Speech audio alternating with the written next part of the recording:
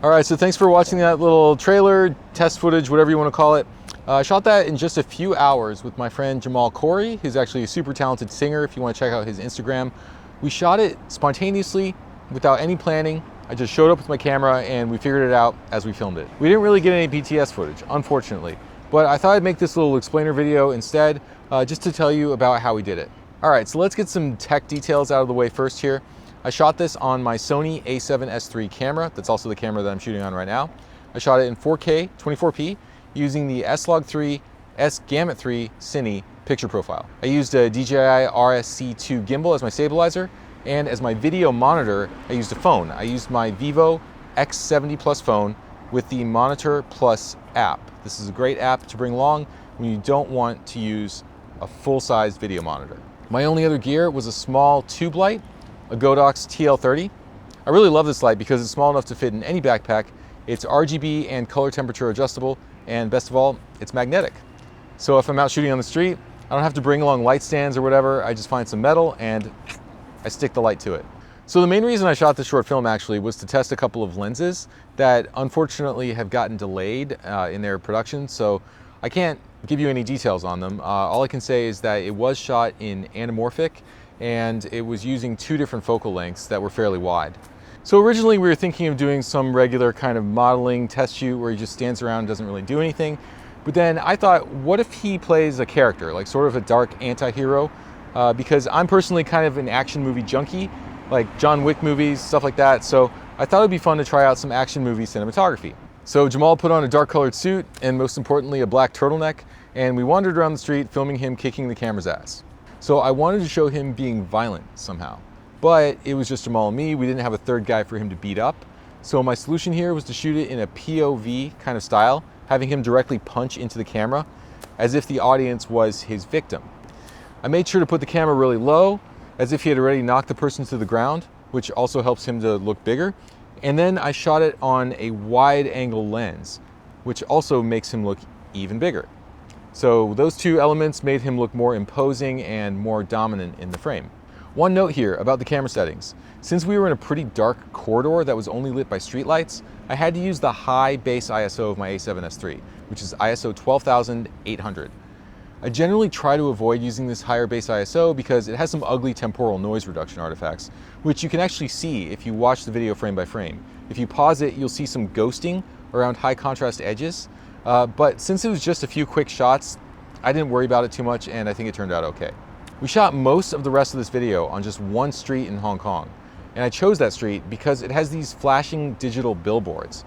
I think these moving lighting effects really added a lot of energy to the footage and they helped to create sort of a modern noir kind of look for it. For instance, in this shot where Jamal's in the foreground and those flashing lights are in the background, I added more light to his face with my tube light. I set the color to teal and 100% brightness, and I just set the light down at his feet. So it sort of gave him that classic horror movie, like underlit kind of look that makes him more menacing. And then I did a very slow push in with my gimbal to add a bit more drama. So the combination of that foreground, low light, and then the billboards in the background and that little bit of camera movement, that's what gave the shot the vibe that it has.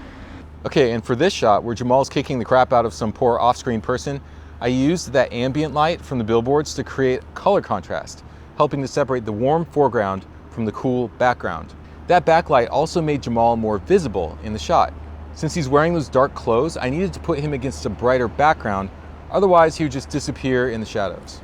I also want to mention here that sometimes having more depth of field in the shot can be a good thing.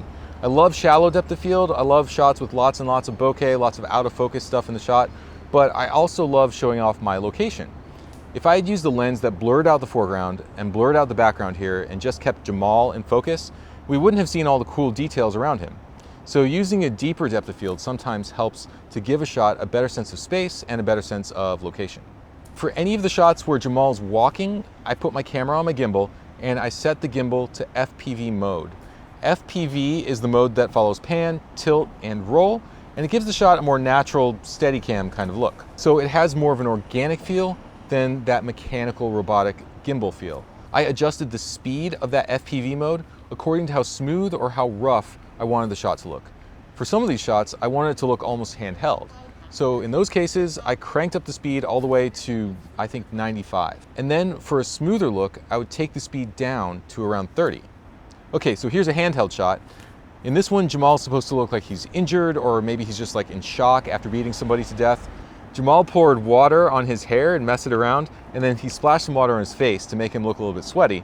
And then he took ketchup packets and he smeared the ketchup all over his hands to create a little bit of maybe fake blood, which you can actually barely see, but it is there. So I guess the only lesson here would be if you don't have prop blood, maybe ketchup could be the next best thing. All right, then we jump around a bit in locations in my edit. There's one interior location here where I had Jamal walk through a bar. This was a bar we just had access to through a friend. This was one of the shots that we did really early in the evening, and we actually didn't even know what Jamal's character would be at this point. We didn't know he was going to be like this John Wick killer guy. He was just a guy in a suit walking around, and this was just part of a long take that I did. So we were imagining maybe, I don't know, he's coming back home to a bar that he owns. He's looking for somebody. This was FPV mode again, and the speed was at about 30. And then here's the final shot where he's looking off into the distance, thinking heavy thoughts. This was another one of our early shots where we didn't really know what his character would be yet. And thankfully, I was able to use it at the end of my edit because it was sort of a neutral expression. You can't really tell what he's thinking or who he is. So the audience will read their own interpretation into him. That's actually a film technique. It's called the Kuleshov effect, where you take a neutral expression and you juxtapose it with other emotionally charged images and shots. And then you let the audience fill in the blanks in their minds. Okay, so that's how I did the shoot. Now we'll just talk a little bit about the edits. I used DaVinci Resolve to edit this. And when I sat down to edit, I really had no plan at all. So I opened up with a grabby shot. I opened up with Jamal punching the life out of the camera.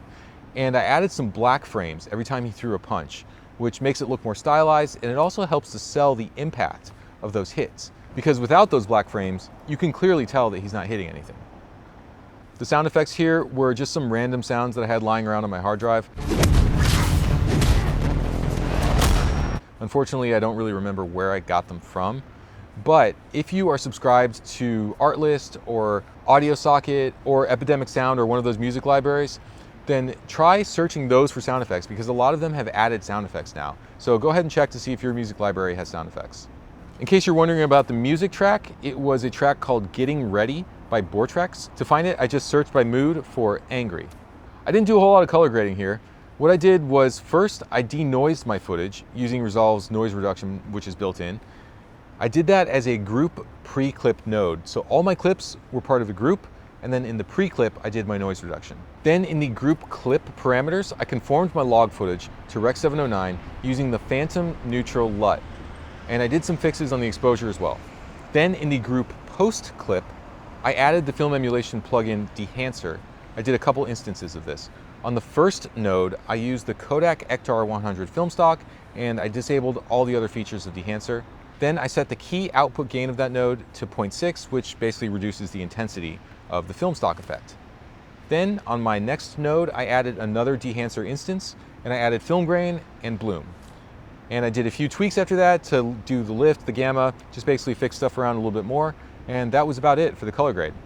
So that's basically it. A few hours of shooting, a few more hours of editing, and this little video is done. I really like making these low pressure kinds of projects because they just let me experiment with stuff that I wouldn't want to try out on a paid gig.